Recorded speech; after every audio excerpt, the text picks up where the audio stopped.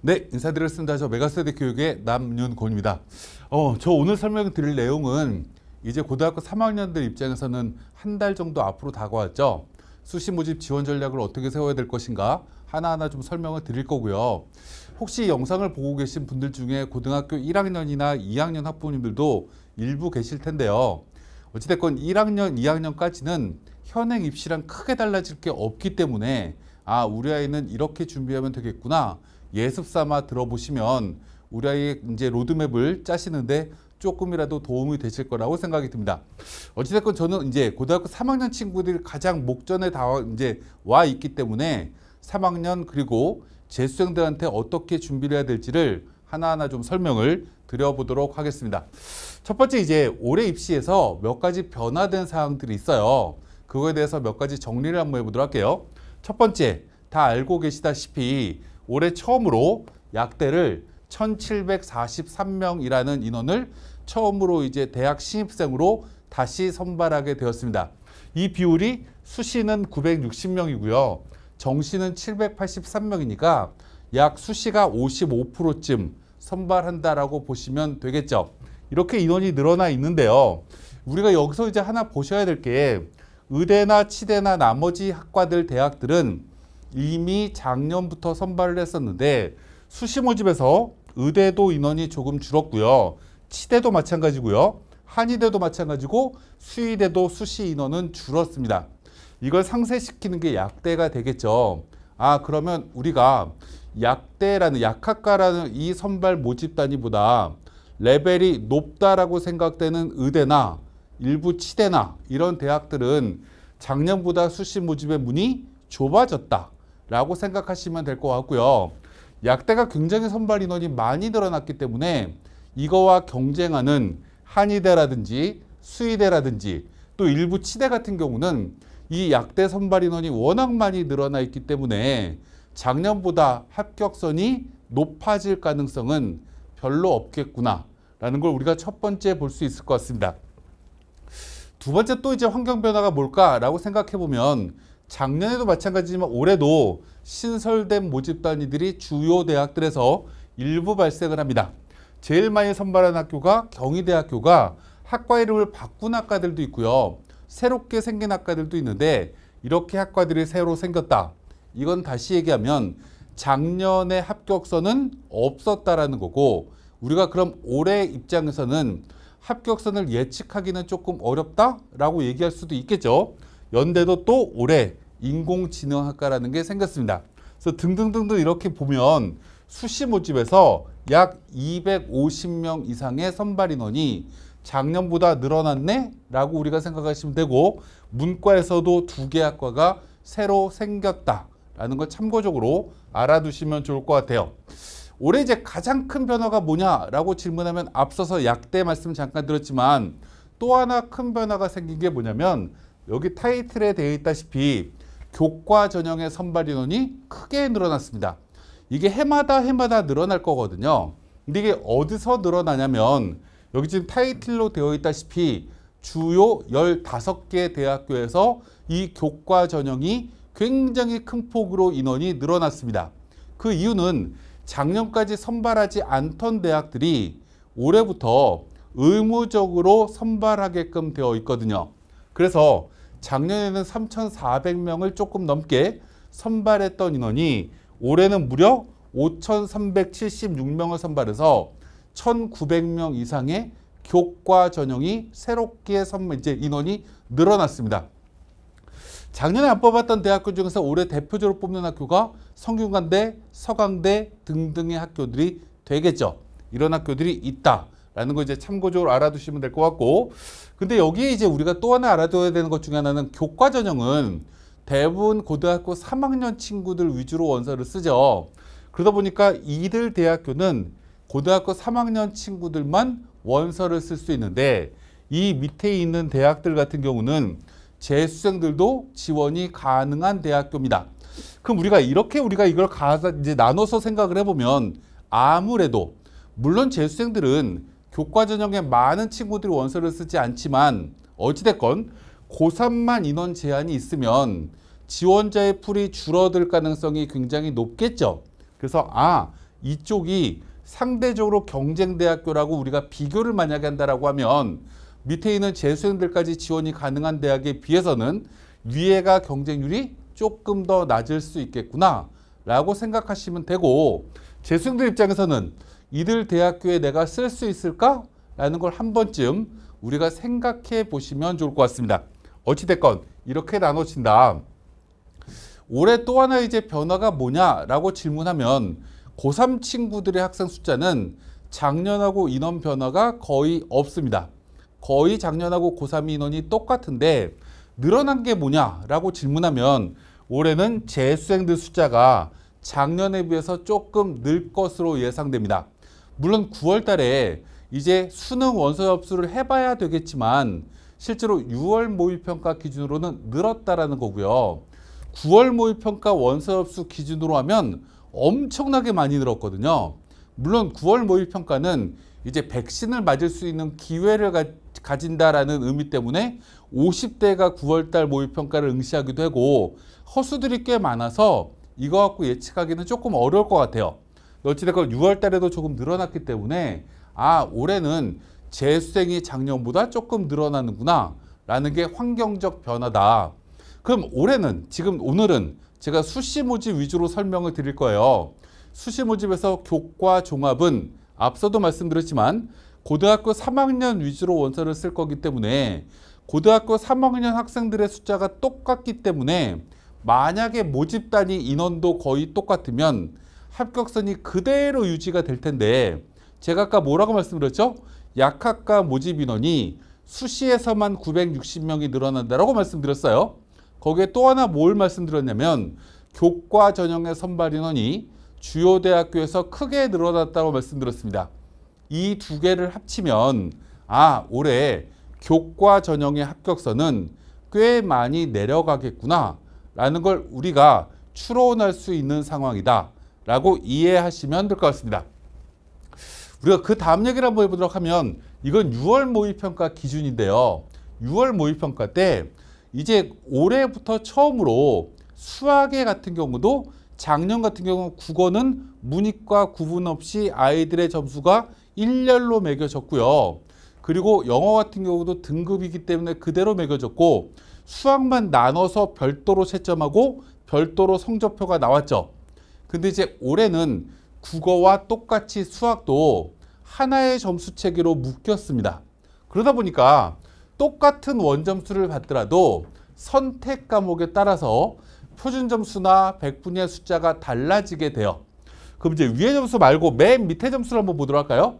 원점수를 70점 맞은 아이가 있다라고 가정하면 맨 처음에 확률과 통계를 선택한 친구는 표준 점수가 118점 또는 119점이에요. 이거는 우리가 공통 과목, 선택 과목을 어떻게 맞았느냐에 따라서 1점 정도 점수 차이가 나기 때문에 이 두 개 점수로 분포되어 있다. 백분위를 봤더니 76을 맞은 친구도 있고 78을 맞은 친구도 있습니다. 이렇게 점수가 매겨지는데 그 옆에 미적을 선택한 친구는 똑같이 원점수가 70점인데 점수가 4점이 높죠. 여기도 4점이 높아요. 다시 얘기하면 표준 점수가 확통보다 4점이 높다라는 얘기입니다. 백분위를 비교해보면 그것보다 점수 차이가 더 크죠. 약 7점 정도 백분위가 차이가 납니다. 그럼 이걸 딱 우리가 보면 생각을 한번 해보면 우리가 3등급이 어디까지지? 라고 생각해보면 백분위가 88부터 백분위가 77 사이가 3등급이잖아요. 그러면 이거 76을 받으면 잘못하면 4등급을 받을 수도 있는 거죠. 78을 맞으면 가까스로 3등급을 받은 거죠. 근데 미적을 선택한 친구는 89까지가 3등급이니까 88까지가 3등급이니까 88까지 3등급이니까 2등급에 가까운 3등급으로 바뀌죠. 이렇게 점수 차이가 매겨진다. 위로 두 칸만 올라가 보면 얘는 3등급인데 70점, 77점 맞았을 때 얘는 2등급이 돼요. 똑같은 원점수임에도 불구하고. 그럼 이 얘기를 다시 정리를 하면 확통을 선택하는 친구는 등급 받기가 어렵다라는 얘기가 되겠죠. 미적을 선택한 친구는 상대적으로 등급 받기가 쉽다라고 우리는 얘기할 수 있습니다.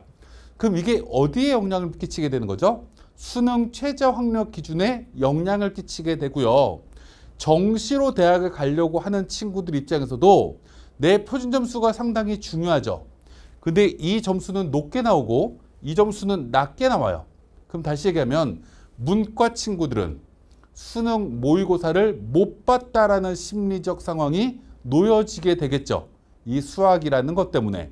반대로 이 미적이나 기하를 본 친구들, 자연계 친구들 입장에서는 생각보다 점수가 잘 나왔다라고 생각할 가능성이 되게 높아졌다라는 겁니다. 이게 올해 또 하나의 변수다. 그래서 정리를 하면 올해 문과 친구들은 이미 6월달 모의고사를 봤죠. 또 9월 1일 날 모의고사를 또 봐요. 두 번을 보면 국어나 영어나 사회 같은 경우에는 과거랑 똑같은 패턴으로 시험을 봤기 때문에 크게 문제가 되지 않을 거라고 생각이 들어요. 특히 재수생들 같은 경우는 작년에 국어, 작년에 영어, 작년에 사회, 작년에 과학과 올해 내 점수를 비교해 보면 몇 점이 올랐네? 몇 점이 올랐네? 이렇게 확인할 수 있는데 수학 같은 경우는 아까 제가 보여드렸지만 이 자연계 친구들하고 비교하다 보니까 수학 점수가 안 올랐네? 오히려 떨어졌네? 라고 생각하는 친구들이 꽤 많아질 거라는 거죠. 누가요? 문과 친구들이. 그래서 문과 친구들 같은 경우는 심리적으로 올해 수시 모집 원서를 쓸 때 나는 정시 모집보다 수시 모집이 유리해 라고 생각하는 아이들의 숫자가 당연히 많아지겠죠. 그죠? 그래서 올해 문과 쪽은 이 수시의 경쟁률이 지난해보다 지원하는 학생들의 숫자가 작년보다 더 많아질 가능성이 높아졌다. 반대로 자연계 같은 경우는 수능 성적이 생각보다 잘 나왔는데 나는 정시에 더 유리한 거 아니야? 라고 생각하는 친구들이 더 많아진 상황이 됐기 때문에 자연계 친구들은 오히려 수시 모집에 그렇다고 지원을 안 하진 않겠죠. 내 목표 대학 위주로 지원을 해야지, 소신껏 지원을 해야지, 이런 심리적 상황으로 바뀌게 될 거다라는 게 올해 수학이 통합으로 점수를 매기는 거에 따른 나비 효과다라고 생각하시면 좋을 것 같습니다. 그래서 기본적으로 우리가 수능 최저를 예측하기도 굉장히 어려워졌어요. 예측이 어렵다고 적혀놨지만 문과는 기대했던 수능 최저를 못 맞출 가능성이 높아진 거고요. 자연계는 오히려 수능 최저를 맞추는 아이들이 더 많아졌겠죠. 그래서 무언가 지원의 경향이나 합격선의 변화가 생길 거고요. 등등의 이 얘기는 다음으로 넘어가면서 자세하게 설명을 좀 들어보도록 할게요. 그럼 이제부터 우리가 올해 수시를 어떻게 준비를 해야 되는지, 그리고 각 전형들은 어떤 특징들이 있는지를 하나하나 좀 설명을 들어보도록 하겠습니다. 그럼 우리가 제일 먼저 생각을 해야 될 것 중에 하나가 이런 거죠. 학생들은요, 나는 수능이 유리해. 나는 지금 내신 성적을 여태까지 확보해 놓은 게 유리해. 라는 걸 가지고 비교를 기본적으로 합니다. 근데 우리가 어머님들이나 아버님들이 하나 알아두셔야 될 것 중에 하나는 뭐냐면 6월달 모의고사밖에 우리 친구들은 아직 보지 않았어요. 그러면 6월달 모의고사 성적을 우리가 가지고 학생들이 생각하는 건 굉장히 달라진다라는 거죠. 예를 한번 들어보도록 할게요. 재수생이다 라고 하면 재수생들은 2월달부터 상당수의 친구들이 계속 수능 위주의 준비를 해왔습니다. 그리고 6월달 모의고사를 봤어요. 그러면 작년 수능하고 비교를 하겠죠. 성적이 꽤 많이 올랐는데, 그리고 이 성적은 비교할 것도 없이 작년에 받았던 내신 성적보다 유리하다라고 생각을 할 겁니다. 그래서 재수생들은 그래, 이렇게 계속 끌고 가서 9월 달에도 이 성적 이상을 받도록 하고 수능까지 계속 수능 위주로 밀어붙여야지 라고 생각하는 게 재수생들의 심리예요. 이 친구들을 대표적으로 뭐라고 얘기하죠? 수능에 유리하다라고 판단되는 친구들입니다. 하지만 고등학교 3학년 친구들 같은 경우는 양상이 좀 달라지는 거죠. 왜요? 우리 3학년 친구들 같은 경우에는 예를 들어서 4월 말에 첫 번째 3학년 1학기 중간고사를 봤습니다. 그리고 끝나고 나서 약 한 달 만에 이 6월 모의평가를 보는데 문제가 뭐냐면 3학년 입장에서는요. 비교과도 어느 정도 챙겨야 될 것 같고 또 중요한 것 중에 하나가 뭐냐면 기말고사를 되게 빨리 봐요. 7월 초면 다 봤죠. 그러다 보니 이 6월 모의평가에 집중할 수 있는 상황이 별로 만들어지지 않았다라는 거죠. 그래서 고등학교 3학년 친구들은 6월 모의고사를 딱 보고 나서 이거 굉장히 중요한 시험이야 긴장감도 안고 시험을 봤기 때문에 굉장히 실수가 많았다라고 아이들은 자책합니다. 그러면 우리가 객관적으로 비교했을 때 이렇게 두 개를 비교하는 거예요. 6월 모의평가랑 내신이랑 딱 비교하면 그래도 내신이 더 유리해 라고 생각하는 대다수의 재학생들 중에 일부 학생들은 그럼에도 불구하고 나는 이 6월 모의고사는 내 실력으로 인정이 안 되는 거죠. 국어 실수로 2개 틀렸고요. 아, 수학은 내가 왜 그날 더하기를 곱하기로 했지? 뭐 등등 이렇게 실수가 있기 때문에 난 국어 2개 더 맞출 수 있었고 수학도 하나 더 맞췄고 영어도 내가 한 문제만 더 맞추면 등급이 더 올라가고 이렇게 무언가 때문에 나는 수능이 더 유리하다라고 생각하는 아이들이 꽤 생긴다라는 거죠. 어찌됐건 이렇게 여러 가지 환경적 변화가 있는데 제일 중요한 건 이런 겁니다. 이 2개 중에 어떤 게 더 유리할까를 우리는 찾으셔야 되는데 여기에 제 후배하고도 올해 제 후배가 고등학교 3학년 친구가 있어요. 저쪽에 여의도 고등학교를 다니는 친구거든요. 내신 성적이 2등급대요. 근데 이 아이는 내신 가지고 대학을 안 가겠대요. 왜? 라고 질문했더니 자기 내신 가지고는 원하는 대학교를 못 간대요. 그리고 수능 준비를 지금부터 계속 하겠대요. 근데 6월 모의고사를 보니까 이 내신보다 훨씬 낮은 대학교를 갈 수밖에 없는 수능 성적을 지금 가지고 있어요. 그럼에도 불구하고 이 아이는 수능으로 대학을 가겠대요. 그랬더니 이제 엄마랑 학생이랑 트러블이 생기기 시작하는 거예요. 야, 이 내신 가지고 중대 써보자. 안 되면 홍대 가면 되잖아. 이렇게 얘기를 하는 거예요. 그랬더니 이 아이 입장에서는 어라? 엄마가 날 무시하네? 갑자기 홍대가 나오지? 라고 되게 기분 나빠하고 그다음부터 엄마랑 얘기를 안 해요. 이런 문제가 생겨버리는 거죠. 여기서 제일 중요한 것 중에 하나는 지금은 합의를 하려고 하지 마세요. 학생이랑 어머님이랑 합의를 하려고 하시지 말고요. 만약에 우리 아이가 수능 위주로 준비를 하겠다라고 얘기하는 우리 자제분이 있다라고 하면 그래, 우리 아들, 우리 딸 잘한다, 잘한다, 잘한다, 잘한다 라고 얘기를 해서 계속 우리 아이가 공부를 열심히 할 수 있게끔 뒷받침을 해주시면 되고요. 그리고 나서 어머님이 우리 아이가 공부하는 시간 동안에 옆에 앉아갖고 같이 공부하는 거 아니잖아요. 그럼 우리 어머님들은 뭘 해야 되냐? 그럼에도 불구하고 내신을 가지고 가능성이 있는 대학교가 어디지? 라는 걸 기본적으로 찾아주셔야 된다라는 겁니다. 찾고 예를 들어서 우리 아이를 막 우리 아이 내신 갖고 찾았더니 우리 아이 내신 갖고 예를 들어서 인하대를 갈 수 있어. 야, 너 내신 갖고 인하대는 갈 수 있다?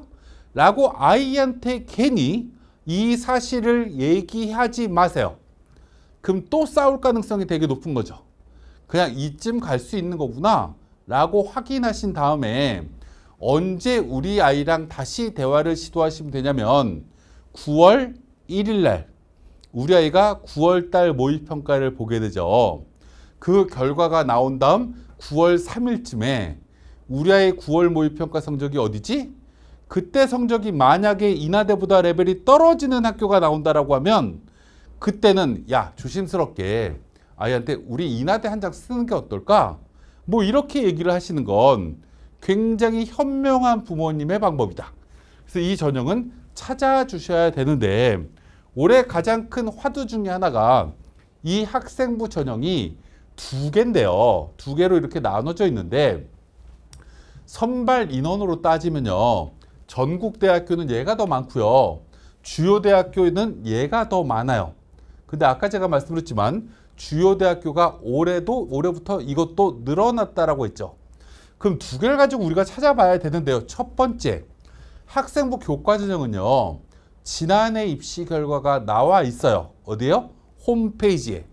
그러면 우리 아이 내신에 3학년 1학기까지 내신을 딱 발췌해서 우리 아이 3학년 1학기까지 만약에 우리 아이가 지원하려고 하는 대학교가 국어, 수학, 영어, 사회, 과학에 한국사까지 반영하는 대학이다 라고 얘기하면 거기에 해당되는 모든 과목을 싹 다 빼는 거죠.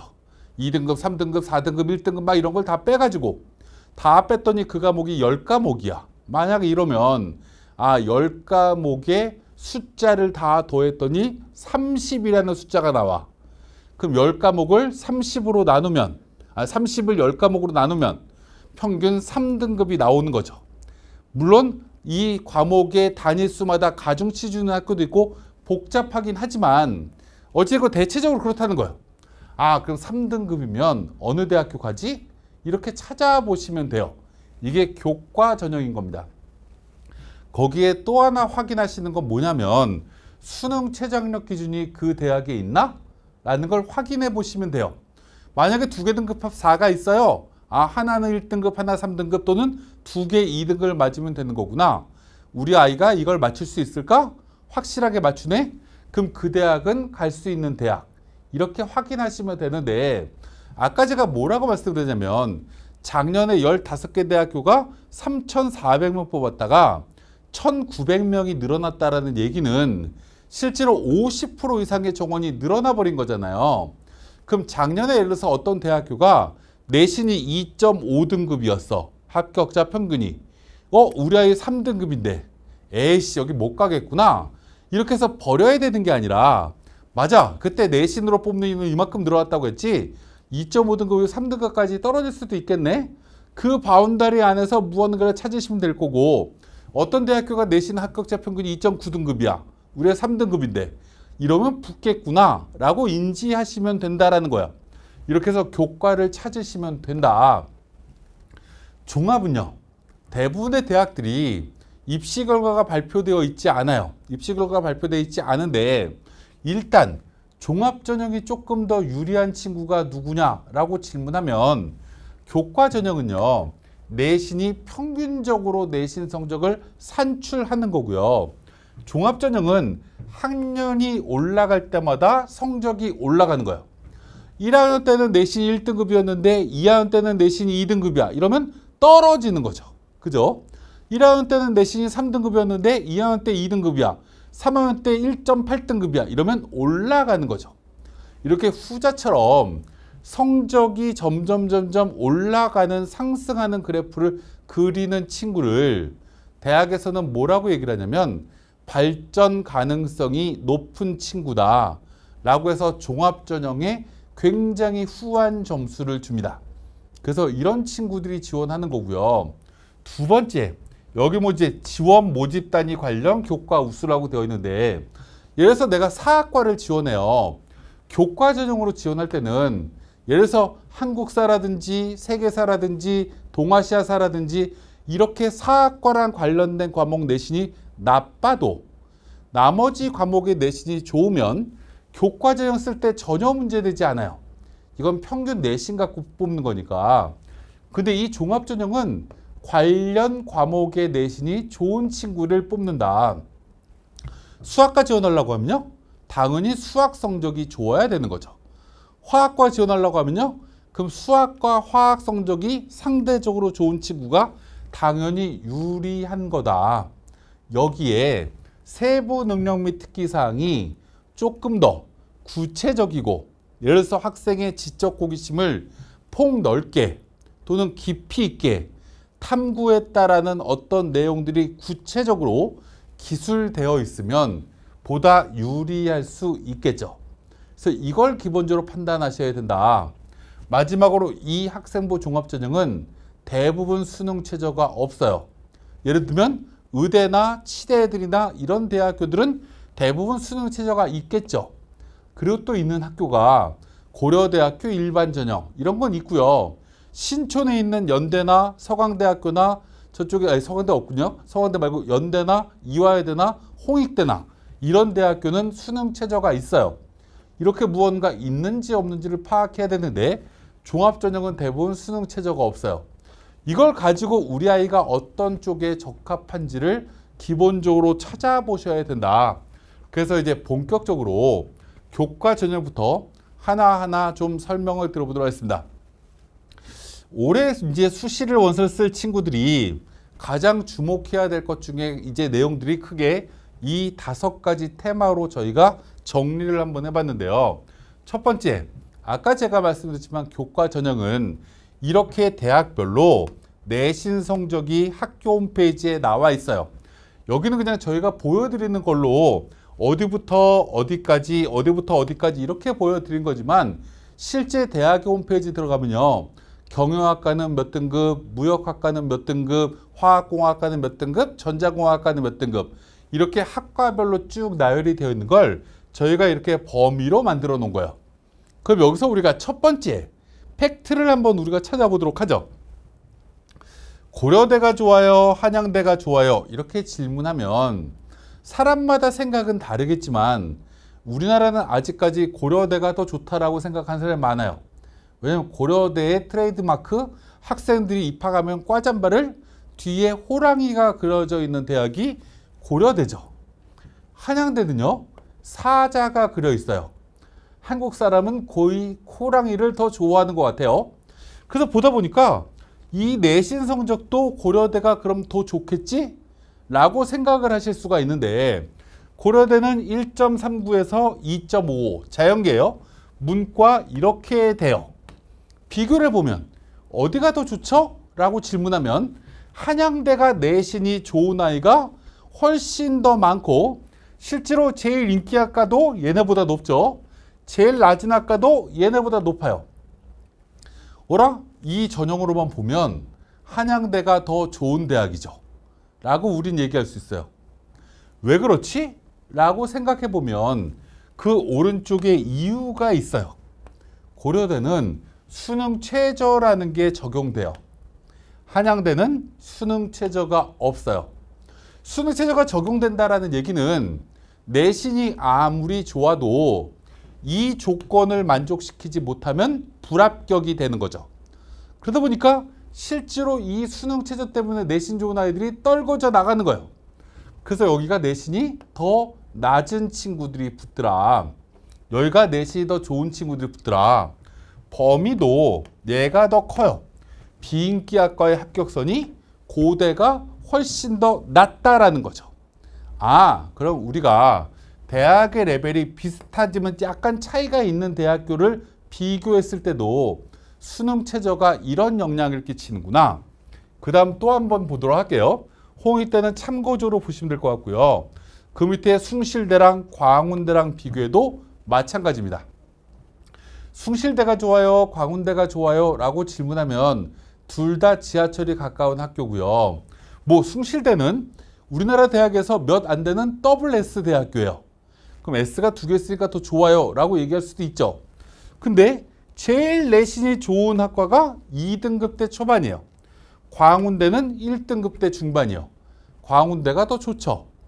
하위권 학과를 봐도 실제로 자연계가 광운대가 훨씬 더 점수가 낮아요. 더 좋은 애들이 들어왔다는 거죠. 이유는요. 수능 최저 때문에 그래요.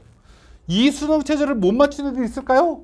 라고 학부모님들은 생각할 수 있지만 이 수능 최저를 겁나는 아이들이 생각보다 많다라는 겁니다. 이렇게 우리가 볼 수 있다. 두 번째예요. 아까 제가 말씀드렸지만 올해 이 대학들이 이렇게 입시 결과를 발표했는데 고등학교 3학년 친구들이 학생 숫자가 똑같으니까요. 이 입시 결과가 그대로 유지되겠네요? 라고 얘기하시면 큰 오산이다. 라고 생각하시면 됩니다. 예를 한번 들어보도록 할게요. 고려대요. 문과, 인문이라고 얘기하면 이거 합격선 작년하고 올해하고 변동이 있을까요? 라고 질문하면 변동이 없어요. 라고 얘기할 수 있습니다. 왜요? 고려대를 이기는 대학교에 교과 전형이 늘어났냐? 라고 질문하면 늘지 않았어요. 그럼 얘는 이 범주에서 수능 최저 입시 결과가 나오겠구나 라고 얘기할 수 있는데 앞서 제가 뭐라고 말씀드렸죠? 인문계는 수학이 작년까지 나형으로 해서 수능 최저 맞추기가 쉬웠지만 올해는 수학이 통합돼서 수능 최저 맞추기가 어려워졌다라고 했죠. 그럼 조금 하향될 가능성이 높아졌다라고 생각하시면 돼요. 크게 떨어지진 않겠지만 한양대는요? 라고 질문하면 떨어질 개연성이 생겼어요. 왜요? 올해부터 성대, 서강대가 교과 전형 뽑는다라고 말씀드렸죠. 문과는 한양대랑 성대랑 서강대를 비교하면 아무래도 성대, 서강대를 좋아하는 학생들이 더 많죠. 자연계는요? 그래도 한양대가 더 좋죠. 서강대, 성대보다는 이라고 얘기할 수 있는데 이 자연계는 또 뭐의 영향을 받을까요? 약학과의 영향을 받겠죠. 960명을 뽑는. 그래서 이것도 내려갈 거다. 나머지 밑에 대학들은요? 모두 다 도미노처럼 떨어질 거다. 특히 홍대는요. 작년에는 3,400명을 뽑았어요. 어디가요? 홍대 이상의 대학교의 교과 전형에. 올해는요. 5,300명 뽑아요. 그러면 이건 작년에 3,400명 뽑을 때 홍대가 거의 마지노선 대학이니까 그 입시 결과였는데 올해는 5,300등으로 내려가 버리는 거죠. 그러니까 입시 결과는 당연히 떨어져야 정상적인 거죠. 이렇게 우리가 교과 전형을 이해해야 된다. 지난해 입시 결과가 이거니까 올해는 이걸 거야 라고 생각하시면 안 된다. 첫 번째입니다. 두 번째, 내신 반영하는 방법들이 이렇게 쭉 나열되어 있는데 하나만 우리가 좀 생각하시면 될 것 같아요. 여기 있는 대학들은 전 과목 반영하는 거예요. 전 과목이라는 게 뭐냐면 여기 전교과라고 적혀 있는 건요. 내신 등급이 매겨지는 모든 과목, 뭐 기술과정이든 제2외국어든 다 반영한다라는 거고요. 그 밑에 있는 대학들은 그게 빠지죠. 국영수사과니까. 그 과목은 기술과정이나 제2외국어는 빼고 반영하는 거구나. 그 밑에 대학은요. 여기는 과학 빠지고요. 여기는 사회 빠지죠. 그렇게 빼고 다 반영하는 대학교인데 이 오른쪽으로 넘어가면요. 이건 뭐냐면 국영수사를 반영하는데 국영수사 하면 1학년 1학기 때도 국영수사가 있겠죠. 1학년 2학기 때도 있겠죠. 3학년 1학기 때도 있겠죠. 그럼 최소한 국어라는 과목이 5개 이상이 될 거 아니에요. 근데 그것 중에 잘한 거 4개. 그럼 5개 중에 4개면 많은 거 아니에요? 이렇게 얘기하실 수 있는데 실제로 5개가 아니죠. 수학도 미적도 배우고 기하도 배우고 여러 개를 다 배우다 보니 실제로 꽤 많은 과목을 뺄 수 있어요. 이렇게 빼는 대학들은 합격선이 상당히 높아질 수가 있겠죠. 좋아질 수가 있겠죠. 우리가 예를 한번 들어보자고요. 올림픽을 할 때도요. 우리가 리듬 체조나 이런 종목들을 보면 채점관이 10명 이렇게 있어요. 보통 우리가 어떻게 채점하죠? 최하 점수 준 거를 빼요. 최고 점수를 빼요. 그리고 중간값을 가지고 합산해 갖고 매겨요. 왜 그렇게 하냐면 본인 나라의 출신인 심판관이면 팔은 안으로 굽는다고. 예를 들어서 김연아 선수가, 김연아 말고 손현재 선수가 리듬 체조를 하면 한국 심판관은 굉장히 높은 점수를 줄 수 있겠죠. 반대로 만약에 일본 심판관은 점수를 낮게 주고 싶겠죠. 이런 여러 가지를 우리가 배제하고자 이렇게 한다고요. 점수를 못한 거를 빼주면 점수는 당연히 높아지는 거기 때문에 이런 대학은 높아진다 라는 거 기본적으로 생각하시면 되고요. 진로 과목도 전체 다 반영하는 학교가 있고 일부만 반영하는 대학들이 있다. 그래서 이건 우리 아이의 내신이 어떻게 형성되어 있느냐에 따라서 뭔가 들쭉날쭉 하는 친구들이 이런 대학교가 유리한 거겠죠. 이건 참고적으로 보시면 될 것 같고요. 수능 최저 어디가 반영됐는지는 학교마다 다르기 때문에 참고적으로 보시면 될 것 같은데 이 교과 전형 제가 아까 말씀드렸지만 여기 지금 일반 상위권 여기가 홍대까지예요. 여기 최상위권부터 홍대까지 인원을 쭉 보면 88명 늘었어요. 522명 늘었어요. 239명 늘었어요. 이거를 싹 다 더해버리면 약 850명 정도가 늘었어요. 어디서요? 문과에서. 문과에서 홍대 이상, 홍대는 인원이 줄었지만 홍대 이상에서 850명이나 늘어났구나 라고 생각할 수 있어요. 그럼 우리가 상식적으로 이렇게 생각할 수 있겠죠. 그러면 작년에 비해서 850명이 늘어났으면 실제로 올해 이만큼이 늘어난 게 여기까지잖아요. 그럼 우리가 생각을 딱 해보면 그러면 이 대학들의 합격선은 뒤로 밀려도 한참 뒤로 밀려나겠구나. 어디로 밀릴까요? 이 뒤에 있는 대학들로 밀려나게 되는 거죠. 근데 그 뒤로 넘어가니까 또 합격선이 인원이 안 늘고 오히려 줄어요.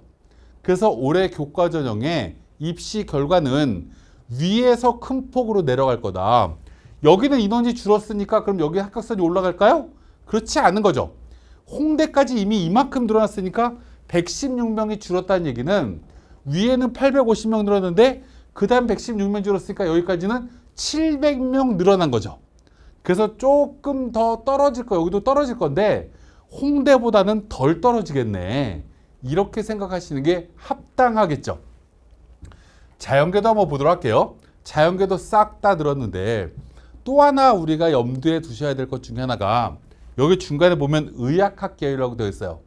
제가 아까 뭐라고 처음에 말씀드리냐면 올해 수시 모집에 의예과 인원 줄었고 치의에 줄었고 저기 한의에 줄었고 수의에 줄었다고 제가 서두에 말씀드렸어요. 올해 입시 전형의 변화 때.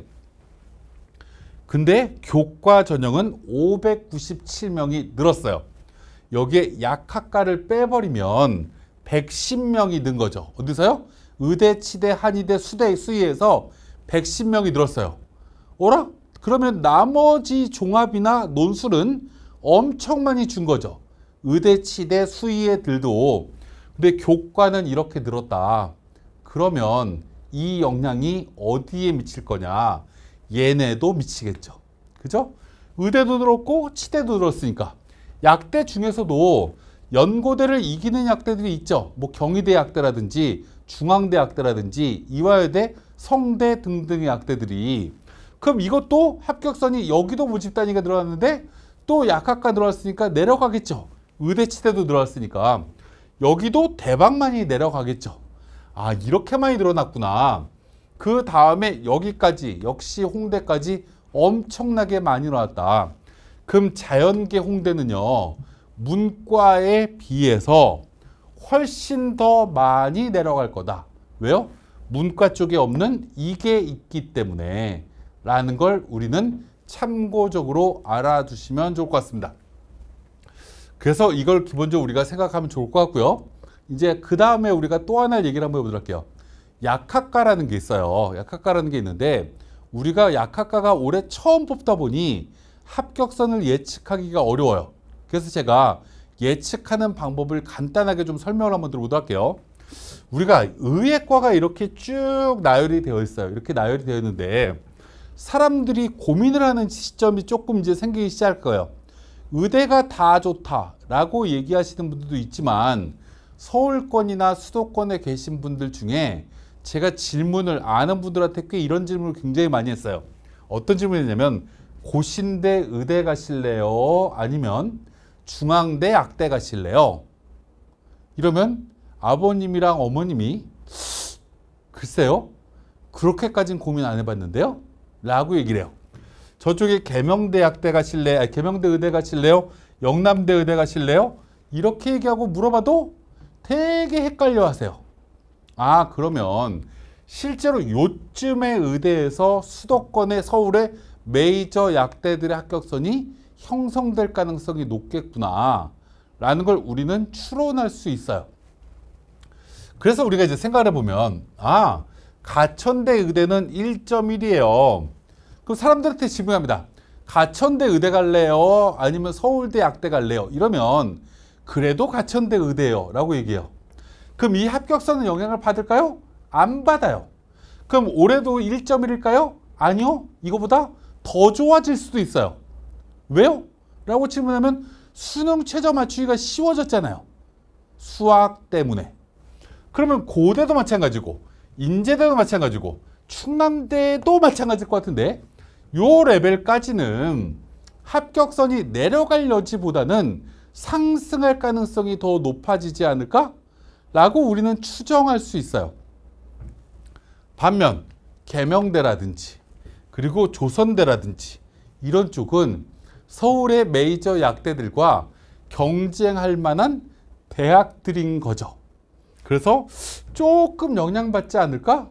영향을 받을 수 있는데 단 아까 제가 말씀드린 이들 대학도 수학의 수능 체제를 맞출 수 있다라는 것 때문에 많이 수능의 수능 체제를 맞출 수 있는 아이들의 숫자가 늘 거라는 거기 때문에 오히려 올라갈 수도 있다라는 건 참고적으로 생각하시면 되겠죠. 근데 이제 치대 같은 경우는 이제 진짜 약대랑 상충되는 치대가 굉장히 많아질 겁니다. 그래서 학부모님들 중에서 이런 거죠. 특히 여학생 학부모님, 치대 갈까 약대 갈까? 야, 우리나라가 요즘 바이오가 신세대 먹거리고 차세대 국가 육성 산업이야. 우리나라는 반도체, 배터리, 그리고 바이오 이렇게 3대 육성 산업이야. 약대 가는 게 낫지 않을까? 이렇게 생각하는 분이 많아진다라고 하면 실제로 이 치대는 합격선이 내려갈 수도 있어요. 더. 단 여기도 염두해야 될 건 수학의 수능 최저가 어느 정도 완화된 효과가 생기기 때문에 그래도 이게 크게 내려가지는 않겠구나 라고 생각하시는 게 합리적일 것 같은데 어찌됐건 약대도 이 수능 최저가 만약에 이들 대학과 비슷하다라고 하면 거의 이 수준에서 나오지 않을까.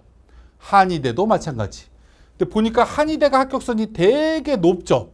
부산대를 뺀 부산대가 상대적으로 수능 최저가 높아서 그런 거고요. 나머지 대학교 거의 세계 2등급중 수능 최저를 요구하는 대학들은 합격선이 생각보다 되게 많아요. 그럼 한의대 갈까 약대 갈까 이렇게 생각해 보면 이건 진짜 대체제의 역할을 할 수 있거든요. 그럼 세계 2등급쯤 요구하는 약대들은 거의 합격선이 이쯤 수렴할 수 있겠다라고 우리는 얘기할 수 있을 것 같아요. 그래서 약학과가 이렇게 쭉 있는데 그래서 우리가 비교를 한번 해보면 이런 비슷한 결과가 나오지 않을까. 이게 올해 약학과가 올해 처음 뽑는 건데요. 수능 최저가 비슷한 대학교는 이거랑 수능 최저가 비슷한 대학들의 합격선과 유사하게 나올 가능성이 높은데 단 여기에서 우리가 생각해야 될 건 문은 넓어졌다. 약학과가 무려 960명이고 거기에 상당수가 교과다 라는 걸 기본적으로 생각해 보시면 되죠. 이 인원을 다 더하시면 인원이 300명 이상이 되니까 이건 참고적으로 보시면 될 것 같아요. 이제 그 다음 얘기를 한번 해보도록 할게요. 이거는 그렇게 크게 중요한 건 아닌 것 같은데 아까 제가 교과전형 말씀을 드릴 때 이 교과전형이 올해 서울 쪽의 주요 대학들, 수도권에 있는 대학들은 모두 다 뭘로 바뀌었냐면 추천 전형으로 인원이 다 할당이 되어 있습니다. 교과 전형은. 그럼 우리가 추천을 꼭 받아야 되는 거죠. 근데 추천을 받는 대학교들 중에 두 가지 부류로 나눠지는데 이 건국대처럼 우리 아이가 고등학교를 다니고 있는 고등학교에 찾아가서 저 건국대학교 추천서 주세요 라고 하면 학교에서 부담 없이 누구나 다 줄 수 있는 학교가 있어요. 이게 건국대학교, 예를 들어서 국민대학교, 서울교대, 그 다음에 가천대 뭐 등등의 서울교대 등등이에요. 이런 대학이 있고요. 동국대처럼 5명 이렇게 인원이 제한돼 있는 학교들도 또 있는 거죠. 그 우리가 생각해 보면 인원 제한이 없다라는 얘기는 많은 아이들이 추천서를 받으니까 거기가 경쟁률이 높지 않을까? 라고 생각하실 가능성이 높은데 이렇게 인원 제한이 있는 학교랑 지난해 결과를 봤더니 얘는 9.6대 1, 지원자가 3,700명, 학교마다 5명씩 밖에 못 쓰는 거예요. 얘는 제한이 없어요. 근데 얘가 오히려 지원자가 더 적어요. 모집 인원이 더 많음에도 불구하고. 이유가 뭘까라고 생각해 보면 사람들의 심리가 여기에 들어가 있는 거죠. 우리 학교에 3장씩밖에 못 주는 학교야. 근데 거기 3장을 내가 받았다? 3장 중에 1장을? 그러면 사람들의 심리가 그 학교는 꼭 원서를 쓰고 싶은 거죠.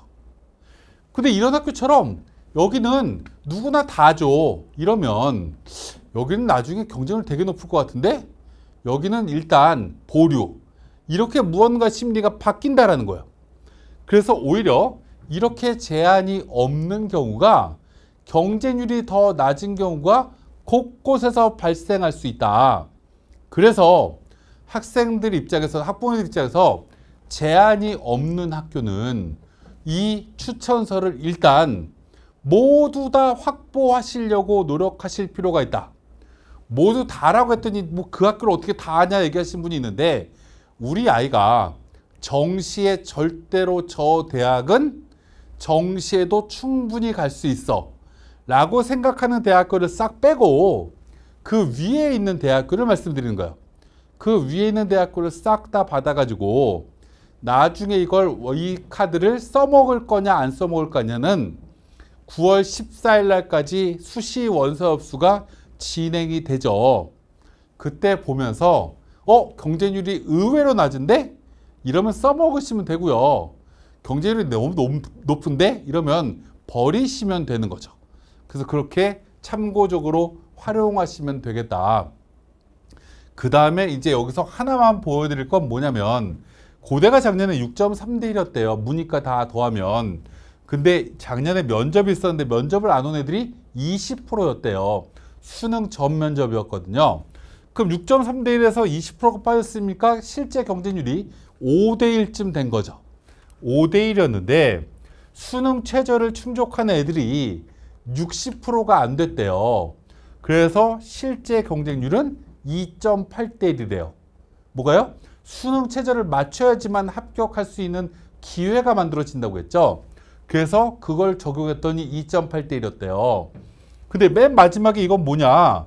다른 대학으로 동시에 합격을 해서 서울대 동시에 합격했어요? 연대 동시에 합격했어요? 의대나 치대에 동시에 합격했어요? 그래서 다른 대학으로 간 애들이 딱 절반쯤 된 거예요. 그래서 실제 경쟁률은 1.4대 1이에요. 이게 뭐예요? 의대부터, 경영학과부터, 전자공학과부터, 간호학과, 가정교육학과, 한문학과까지 모두 다 통틀어서 나온 경쟁률이에요. 그러면 하위권 학과면 학과일수록 이 최종 경쟁률이 더 낮을 확률이 높겠죠. 그럼 내신 성적이 낮아도 붙을 가능성이 꽤 있겠죠.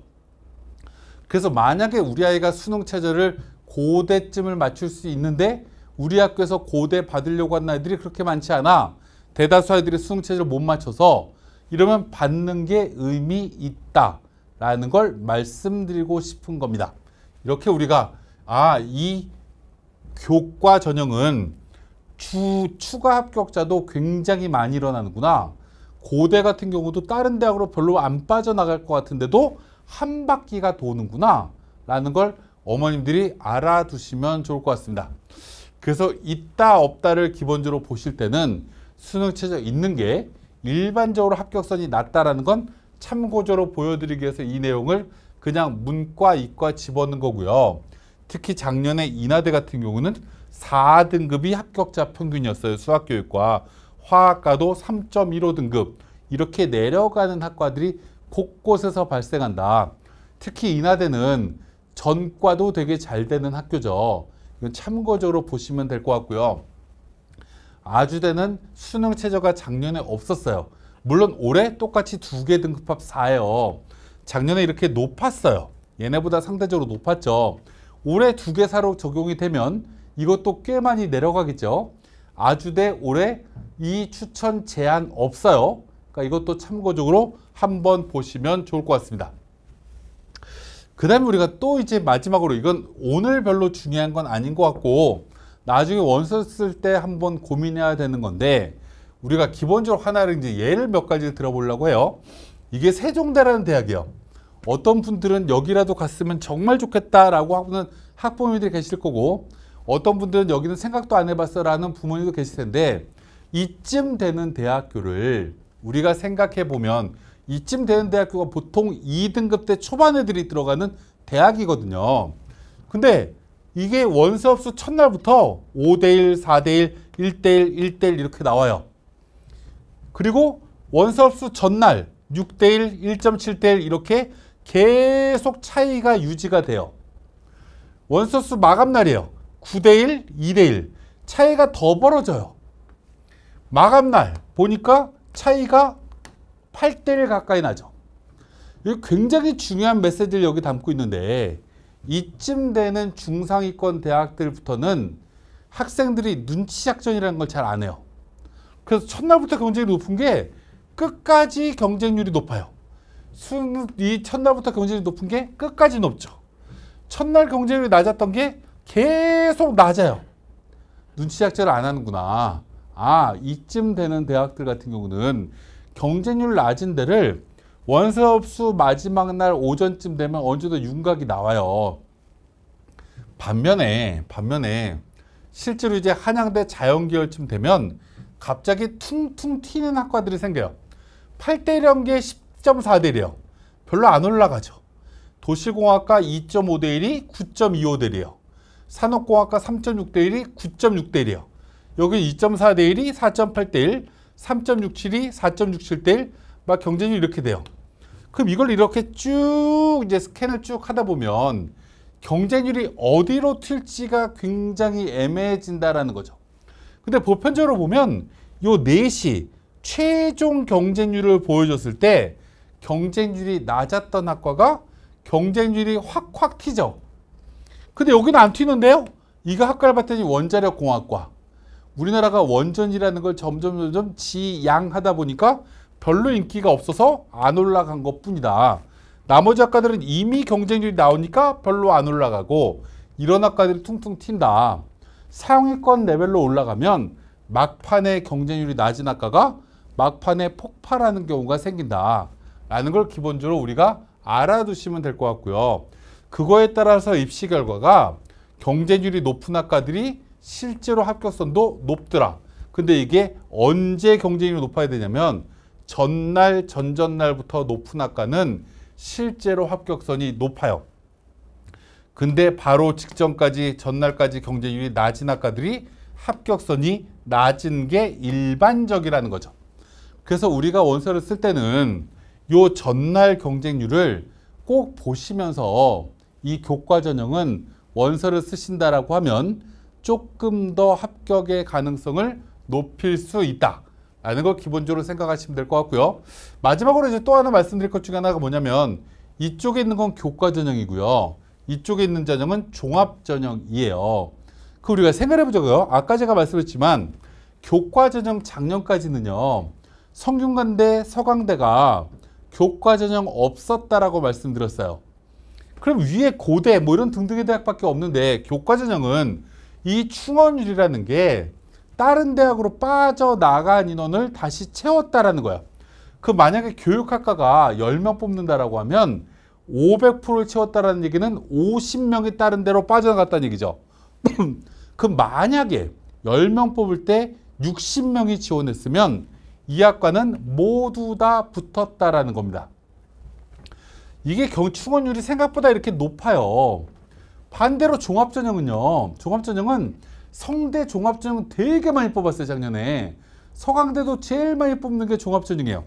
근데 충원 비율이 얘 절반 가까이밖에 안 돼요. 왜 그럴까라고 생각해보면 교과 전형은 뽑는 방식이 대학마다 거의 통일되어 있고요.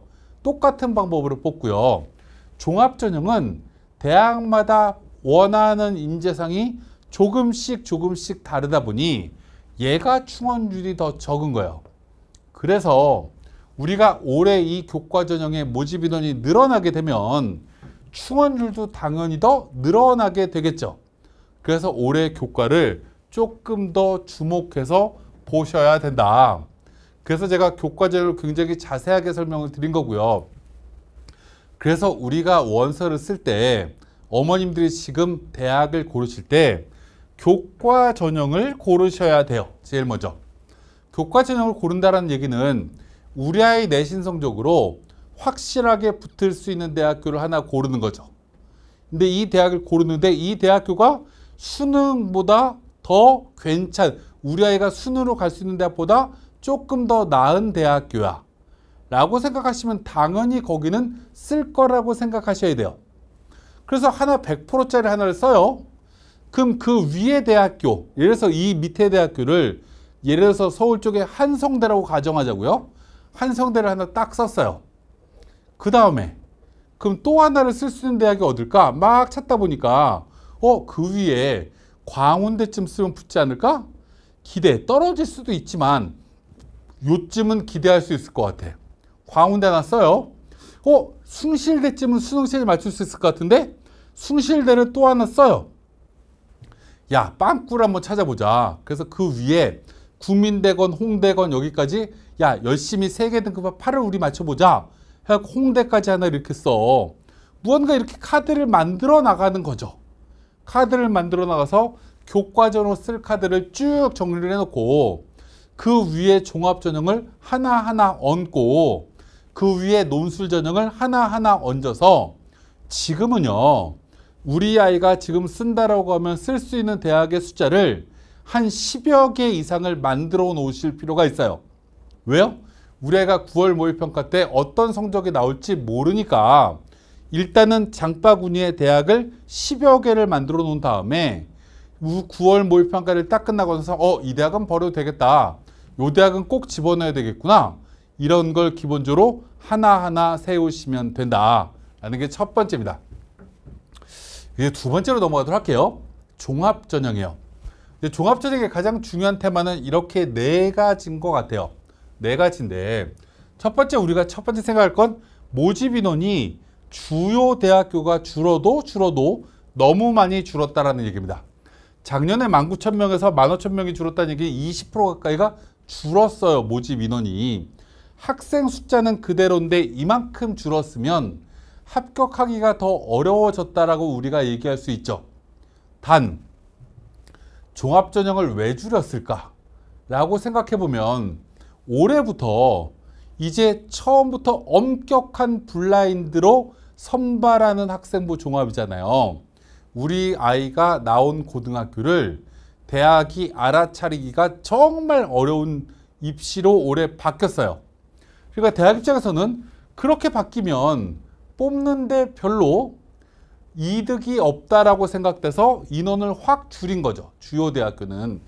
반면에 그 오른쪽으로 보면 여기는 38개 대학이에요. 15개에다가 플러스 23개 대학교를 더 더한 거죠. 근데 여기는 4,300명. 여기에 비해서 600명 밖에 안 줄었죠. 몇 개 대학에서요? 23개 대학교에서. 그럼 한 대학당 30명도 안 줄인 거잖아요.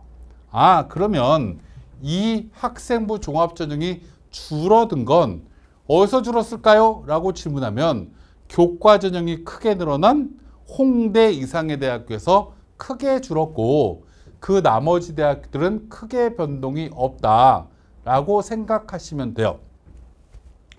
그럼 이제 두 번째 이제 생각을 하도록 할 텐데 모집 인원이 줄었으니까 당연히 합격하기가 어려워진 거죠. 경쟁률이 올라가겠죠. 합격선이 올라갈 거예요.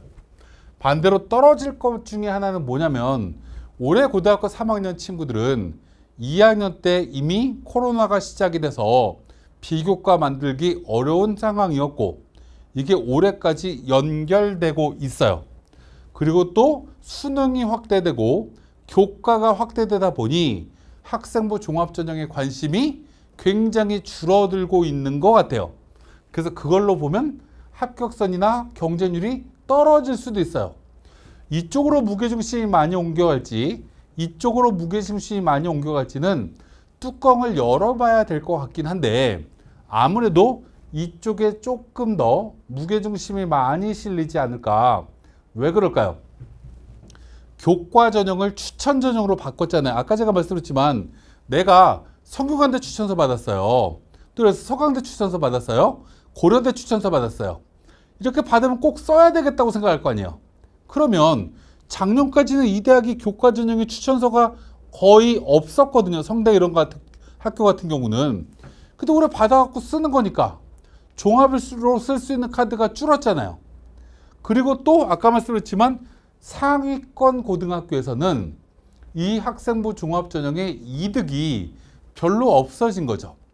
예를 들면 강남에 있는 고등학교에서 예전에는 이 학교 공부 잘하는 학교였는데 그래서 이 학교는 내신 2.5등급도 우리 학교는 뽑아야지 이렇게 생각했던 상위권 대학교가 올해부터는 이 학교가 그 학교인지를 모른다라는 거죠.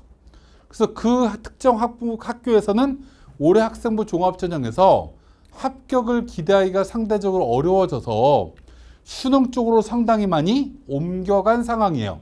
그러다 보니까 이쪽에 조금 더 무게중심이 있지 않을까라는 걸 기본적으로 생각하면서 뭐 최근 경쟁이 이랬다. 이건 별로 중요하지 않을 것 같고요. 올해 이제 가장 중요한 것 중에 하나를 우리가 설명을 드리면, 그래서 학부모님들은 원서를 이쪽에 쓰려고 했을 때 이쪽에 대한 내용을 자세하게 보셔야 돼요. 첫 번째 이 내용은 뭐냐면, 우리 아이 내신 성적이 정말 괜찮은 건가? 우리 아이가 예를 들어서 생명공학부를 쓰려고 하는데 생명과학이라는 과목에 실제로 내신 성적의 추이는 어떤지, 우리 아이가 비교과 내용의 세부 능력 특기사항은 어떤지, 동아리 활동과 독서 활동을 어떻게 연결시킬 수 있는지, 그래서 자기소개서 1번 또는 자기소개서 3번 항목의 이 내용을 어떻게 녹여낼 수 있는지, 내용이 어느 정도 자신감이 있다라고 하면 당연히 이쪽에 대해서 관심을 가져주셔야 되는 거고요. 이 내용이 너무나 부실하다라고 생각되면 쓰기가 굉장히 어렵다라고 인식하실 필요가 있다라는 걸 기본적으로 말씀드리면서 그 다음 얘기를 한번 해보도록 할게요. 우리가 학생부 종합전형을 쓸 때 가장 우리 학부모님들이 놓치는 것 중에 하나가 이런 거예요. 놓치는 게 뭐냐? 자기 추천 전형이라는 게 학생부 종합전형이에요. 이 학교 추천이라는 게 올해도 있는 교과 중심의 전형이에요. 근데 작년에는 이 전형이 서류를 보는 걸로 일부 내용을 보기 때문에 이렇게 내신 성적이 낮은 애들도 일부 붙었어요. 얘가 누굴까? 얘가 누굴까? 라고 생각해보면 이런 거죠. 중어중문학과 애들을 써요. 중어중문학과를 써요. 물론 인문계 일반 고등학교에서도 중국어라는 걸 배우지만 어떤 고등학교에 가면 중국어 회화도 있고요. 뭐 중국어 듣기도 있고요. 중국어와 관련된 여러 가지 내용들이 막 담겨져 있어요. 대학에 딱 보면 이거 외고네? 라는 걸 기본적으로 확인할 수 있죠. 거기에 작년까지는 이게 어느 외고고 굉장히 공부를 잘하는 외고라는 게 그냥 보여요. 그래서 이런 애들을 건대에서 되게 사랑해요. 글로벌 비즈니스학과도 마찬가지예요. 이거 무역학과거든요. 이런 애들을 뽑을 수 있어요. 사학과, 이런 학과는 조금 독특하게 역사에 대해서 엄청난 매력을 갖고 있고 무언가 있으면 뽑아주는 학과예요. 그래서 이렇게 최하위 내신이 낮은 애들이 들어와요. 우리가 생각을 한번 해보자고요. 한양대 이상의 대학교는요. 한양대 이상의 대학교는 작년, 재작년까지 보편적으로 아이들을 뽑을 때 이런 생각을 해요. 특목고 애들을 50%는 넘기지 말자 라는 게 기본 목표예요. 건대나 이런 대학교는 30%쯤 뽑아야 되겠다 라고 생각하는 대학이에요. 그럼 예를 들면 이런 거죠. 외고 아이가 6등급짜리가 하나가 와요. 6등급짜리가 한 명이 오면 일반고 아이가 2명이 오면 되는 거죠. 그럼 6등급짜리 하나가 오고 일반고에서 2.5등급, 2.5등급 이렇게 애들이 오면 2명의 일반고의 내신을 더하면 11등급이 되고요. 그리고 외고의 6등급을 더하면 몇 등급? 2.5등급, 2.5등급이 되죠. 거기에 외고의 하나를 더하면 11등급이 돼요. 6등급을 더하면 3명이니까 11을 3으로 나누면 3.66등급이 되죠. 그래서 이런 내신이 나오는 거예요, 기본적으로. 그럼 일반고 애들은 2.5등급 근처에 있는 애들이 왔던 거예요. 근데 학부모님들은 이 내신을 딱 보고 우리 애가 일반고임에도 불구하고 우리 애 내신 3등급인데 여기 쓰면 붙지 않을까? 라고 생각하실 수 있어요. 그럼 이런 학과들은 왜 내신이 교육공학과는 2.5등급까지나 올라가냐? 기본적으로 이 학과는 이 외고 아이들이 쓰지 않는 학과니까 합격선이 이렇게 높아지는 거예요. 그럼 얘는 누굴까요? 자사고 애들일 가능성이 높아요. 이렇게 들어오면 이 애들이 최저가 생각보다 얘들에 비해서 높으니까 평균도 높아지는 거죠. 그래서 우리가 학생부 종합전형을 볼 때는 기본적으로 너무나 이렇게 턱없이 낮아 보이는 내신은 특목고 애들 때문에 그런 거구나 라고 생각하시면 돼요. 올해부터는 블라인드라면서요 라고 얘기하실 수 있지만, 이런 특정 학과들, 중어중문학과나 무역학과나 이런 건 그럼에도 불구하고 외고 애들이 되게 많이 써요. 그러면 왜 이 대학에서 외고나 국제고 애들의 내신을 못 찾을까요? 찾을 수 있어요. 일반고랑 비교를 하면 굉장히 차별화가 되어 있거든요. 근데 그럼 찾기가 어려운 게 뭘까요? 자사고는 찾기가 어려워요. 전국 단위 자사고는 일부 찾을 수 있는 학교들이 있어요. 인원이 되게 적은 학교, 그래서 현대 처운고등학교, 서울의 하나고등학교 이런 데는 200명도 안 되는 자사고들은 찾기가 쉽죠. 외대부고 이렇게 인원이 되게 많은 학교들은 찾기가 쉬워요. 하지만 나머지 자사고들은 일반고랑 섞여버리면 찾기가 어렵죠. 또 학교 교육과정도 자사고라고 해서 일반고랑 특별하게 차이가 별로 있지 않아요.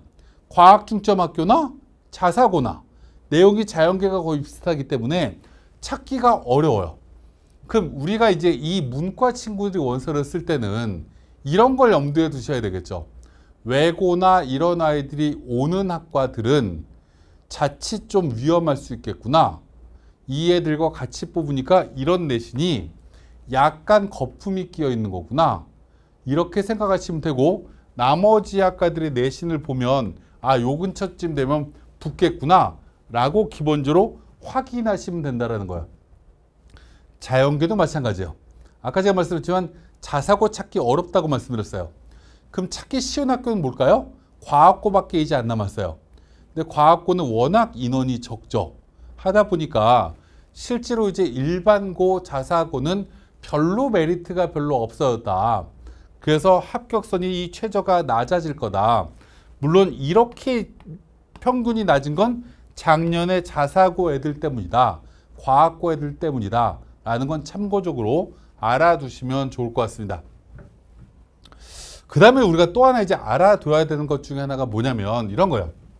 우리가 지금 교과랑 종합이랑 제가 막 섞어가면서 말씀드리고 있는데, 교과 전형의 또 하나의 특징이 뭔가요? 라고 질문하면 예를 들면 이런 거예요. 내가 원서수 마지막 날 딱 봤더니 어떤 대학교를 딱 예를 들어서 이화여대를 딱 봤는데 경영학과를 딱 쓰려고 했어요. 그랬더니 경제학과가 너무 경쟁률이 낮아. 그러면 경제학과로 갈아타면 돼요. 교과 전형은. 왜요? 자소서가 없으니까. 그리고 나의 여러 가지 활동을 대학에서 평가하지 않으니까. 내가 화학공학과를 쓰려고 했는데 화학공학과 너무 폭발하고 있어. 근데 전자공학과는 안 올라가는 경쟁률이? 전자공학과로 바꿔도 돼요. 어디요? 교과 전형은. 반면에 종합전형은 그렇게 바꾸기가 어렵죠. 그렇기 때문에 종합전형은 마감 직전에 이미 경쟁률이 굉장히 높아요. 그리고 최종 경쟁률이 마감 직전 경쟁률과 별로 차이가 없어요. 반면에 교과 전형은 경쟁률이 막판에 막 올라가기도 하고 안 올라가는 학과도 있고 이 부침 현상이 굉장히 커요. 그러면 우리가 수시 원서를 쓸 때 생각해 둬야 되는 게 뭐냐. 종합 전형하고 논술 전형은, 종합과 논술은 경쟁률을 크게 신경 쓰지 않고 원서를 써야 되는 거다. 경쟁률이 논술은 이미 높다.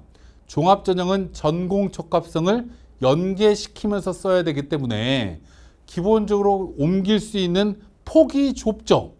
뭐 고대 같은 경우 이제 올해부터 자기소개서를 안 쓰기 때문에 종합전형에서 옮길 수 있지만, 예를 들어서 전자공학과를 쓰려고 했던 애가 생명공학부, 이렇게 옮기기는 쉽지가 않잖아요.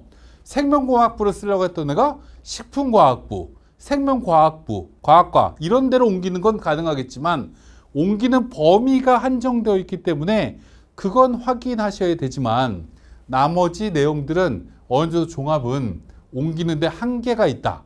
이 차이점을 하나 알아두시면 좋을 것 같아요. 자연계도 마찬가지로 이걸 하나하나 확인하면서 종합은 무슨 과 위주로 써야 되겠구나. 그리고 이 대학은 자소서가 있네. 그 못 옮겨 쓰는 학교, 이렇게 무언가 생각하시면 되고 자기소개서가 없는 학교네? 그러면 옮길 수 있는 학과는 요것 또는 요것 또는 요것 또는 요거 중에서 마지막에 경쟁률을 봐야지 라고 생각하시면 되는데 교과는 막판까지 눈치 작전을 하셔야 된다 라는 걸 기본적으로 말씀드리고, 근데 이제 종합의 하나의 장점이 뭐냐라고 질문하면 종합전형의 가장 큰 장점은 수능 뒤에 면접을 보는 학교가 이만큼이 있다라는 거예요. 수능 뒤에 면접을 본다라는 얘기는 우리 아이가 수능에 어느 정도 강점이 있는 친구라면 집어넣어 놓고 안정으로 집어넣어 놓고 나중에 수능의 결과에 따라서 면접을 안 가도 되는 판단을 할 수 있다라는 거죠. 그럼 예를 들어서 여기 제일 먼저 건국대 자기추천도 나오고요. 중앙대 다빈치형 인재 이렇게 나오는데 이들 대학교를 예를 들어서 우리 아이가 6월달이나 9월달에 모의고사를 딱 봤는데 중대쯤은 충분히 가. 근데 우리 아이가 평소에 수능이나 이런 시험을 볼 때는 엄청나게 긴장을 되게 많이 하는 성격이에요. 근데 우리 아이의 내신 학생부 성적을 쭉 보다 보니까 중앙대쯤 다빈치 인재를 쓰면 충분히 1단계 학교 갈 것 같아. 근데 우리 아이는 평소에 모의고사는 맨날 한양대 이상 나오거든? 그럼 안 써야 되는 게 하나쯤은 써놓을 필요가 있다라는 거죠. 세상 일은 모르는 거기 때문에. 그래서 수능 후에 면접을 보는 학교는 이렇게 보험의 역할을 가질 수 있다. 그래서 상위권 대학들은 우리가 홍대 이상의 대학교 중에 수능 뒤에 보는 학교들은 경쟁률도 굉장히 높고요. 수능 뒤에 면접 보는 게 수능 전에 면접을 보거나 면접을 안 보는 대학에 비해서 합격선도 높은 게 일반적이에요. 일반적이지만 실제로 이제 수능 전에 보거나 수능 면접이 없는 학교는 상대적으로 경쟁률이 낮다라는 거죠. 그래서 우리 아이가 학생이 무조건 수시에 합격을 해야 돼 라고 생각하는 학교는 얘를 쓸까 얘를 쓸까 얘를 쓸까 얘를 쓸까 할 때는 이렇게 미실시하거나 수능 전에 보는 학교 위주로 원서를 쓰실 필요가 있다. 상위권 대학교는. 하지만 국민대 밑으로 내려갈 때는 학생들이 그것까지 분간하면서 쓰지 않는 친구들이 굉장히 많기 때문에 그거는 마지막 경쟁률을 보시면서 확인하시면 된다 라는 정도로 말씀을 드리면서 올해 자소서가 없는 학교가 이런 학교다. 이건 준비하신 분들은 대부분 아시겠지만 참고적으로 알아두시면 될 것 같아요. 이제 문제도 1번, 2번만 공통이고 3번이 이런 내용이다. 이미 다 쓰고 계실 거기 때문에 이건 참고적으로 그냥 보시면 될 것 같고 수능 최저 일부 있다라는 것도 다 이건 알고 계실 거라서 넘어가도록 할게요. 마지막으로 이제 하나 또 말씀드릴 내용 중에 하나가 뭐냐면 이 일정은 우리가 잘 보셔야 됩니다. 예를 들면 이런 거예요. 우리 아이가 여학생인데 고려대가 있고요. 서울대가 있어요. 이 서울대는 수의대, 의과대, 치예 이렇게 하면 이렇게 두 개는 무언가 겹치는 게 하나도 없겠죠. 근데 이제 여기를 보다 보면 성신여대랑 인하대 이렇게 겹치고요. 여기는 레벨이 비슷한 학교 광운대, 동덕여대 이렇게 겹치잖아요. 물론 여긴 대표 학교들 일부만 써놨기 때문에 요 대학만 써놓은 건데 이렇게 두 개가 겹치는데 예를 들어서 내가 성신여대랑 인하대를 동시에 원서를 집어넣어요. 이러면 한 군데밖에 면접을 못 가는 상황이 생겨요. 논술 같은 경우야 오전에 봐요, 오후에 봐요 이렇게 시간이 이미 정해져 있지만 면접은 아직 시간이 통보되어 있지 않거든요. 그래서 똑같은 날 똑같이 면접 보는 학교는 피해 주셔야 되는 거기 때문에 종합전형을 쓰겠다라고 학교를 고르는 순간은 면접 일정이 언제인지는 꼭 확인하실 필요가 있다라는 말씀을 드리면서 이제 논술로 간단하게 마무리를 좀 하도록 하겠습니다. 논술은 크게 네 가지예요. 중요한 거를 하나하나씩 설명을 좀 드리면 첫 번째, 논술 상위권 대학교 똑같이 홍대 이상이에요. 모집 인원이 1,100명이 줄었습니다. 작년에 5,500명에서 올해 4,400명이니까 20%가 줄었다라고 생각하시면 되겠죠. 그럼 다시 얘기하면 이 논술이 상위권 대학교는 합격하기가 굉장히 어려워졌네? 라고 얘기할 수 있어요. 더구나 여기에 또 하나. 우리가 문과 친구들은 수능 준비와 논술 준비는 별도로 해야 되는 겁니다. 수능을 잘하는 친구가 논술도 잘한다? 연계성이 하나도 없어요. 반면에 자연계 친구들은 수학, 미적을 잘해, 기하를 잘해 이런 친구가 당연히 논술도 잘 씁니다. 그럼 이 얘기는 자연계 친구들의 모집 단위가 상위권에 이만큼 줄었다는 얘기는 자연계 논술로 붙기가 굉장히 어려워졌다라는 얘기로 여기서 우리가 이해하시면 될 것 같아요. 또 하나, 아까 제가 재수생이 늘었다라고 말씀드렸어요. 재수생이 늘은 건 문과가 는 게 아니라 자연계가 늘었습니다. 왜요? 약학과가 올해 신설됐기 때문에 대학의 합격선이 자연계가 많이 내려갈 걸 기대하고 자연계 친구들이 굉장히 많이 늘어난 거죠. 이 애들이 또 원서를 수시에 쓰려고 하면 대부분 다 논술로 써요. 그럼 올해 자연계 논술은 생각보다 붙기가 어렵겠구나 라고 이해하시면 될 것 같아요. 하지만 수도권에 있는 대학들은 모집 인원이 늘어났어요.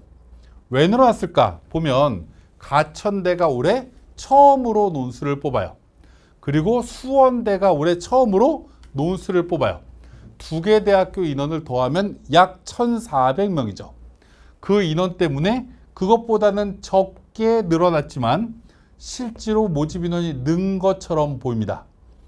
그러면 가천대 레벨의 대학의 논술은 상대적으로 들어가기가 쉬워진 거죠. 가천대보다 레벨이 떨어지는 학교들 입장에서는 더 들어가기가 쉬워진 거죠. 우리 아이가 그 대학을 가기가 어렵다라고 생각되는 분들은 이 논술이 올해 꽤 의미가 있겠구나. 가천대가 새롭게 들어와서. 그리고 지역에 있는 대학교도 고대, 세종이 새롭게 올해 논술을 뽑기 때문에 인원이 늘어난 것처럼 보인다라는 게 올해 특징입니다. 두 번째, 이건 말씀드렸으니까 경쟁률을 이렇게 쭉 보다 보면 모집 인원이 줄었는데도 경쟁률은 이 위에 있는 대학교를 보다 보면 44대 1, 70대 1 이렇게 경쟁률이 높아졌습니다. 계산을 한번 해보면요. 600명 뽑는데 45대 1이에요. 그럼 이때 지원자가 몇 명이지? 라고 생각하면 약 3만 명 정도가 되겠죠.